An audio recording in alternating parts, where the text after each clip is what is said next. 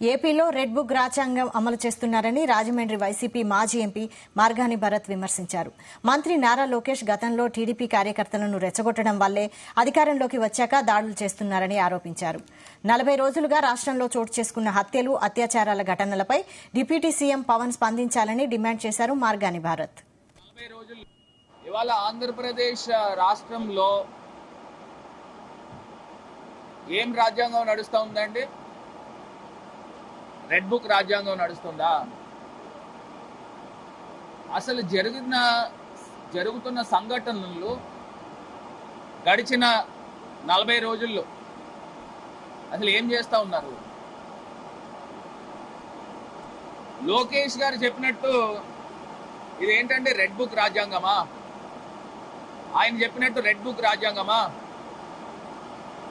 అసలు మనం ప్రజాస్వామ్యంలో ఉన్నామా, ఎక్కడున్నామా అని అడుగుతా ఉన్నా.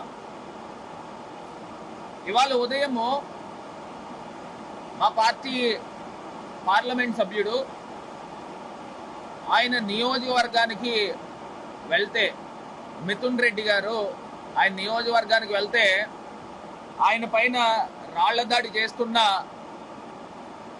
పచ్చ పార్టీ నేతలు ఇదా చేసే కార్యక్రమం? నాకు ఒకటి అర్థం కాని అంశం ఏంటంటే, ఆంధ్రప్రదేశ్ రాష్ట్రాన్ని ఎక్కడ తీసుకెళ్లిపోతా ఉన్నారు?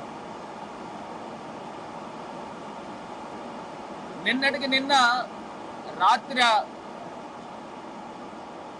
వినుకొండలో ఒక యువకుడిని హత్య చేసిన దుర్మార్గపు కార్యక్రమాలు జరుగుతూ ఉన్నాయి. ఆంధ్రప్రదేశ్ రాష్ట్రంలో ఈ హత్యా రాజకీయాలు ఏంటి? నడి రోడ్డు పైన తెలుగుదేశం కార్యకర్త, ఎవరో యువ నాయకుడు అంట, మరి అతను ఎవరో తెలియదు, మా పార్టీ ముస్లిం మైనారిటీ పిల్లోడి పైన హత్య చేసి చేతిని నరికేసిన సందర్భం. ఇవాళ ఆంధ్రప్రదేశ్ రాష్ట్రంలో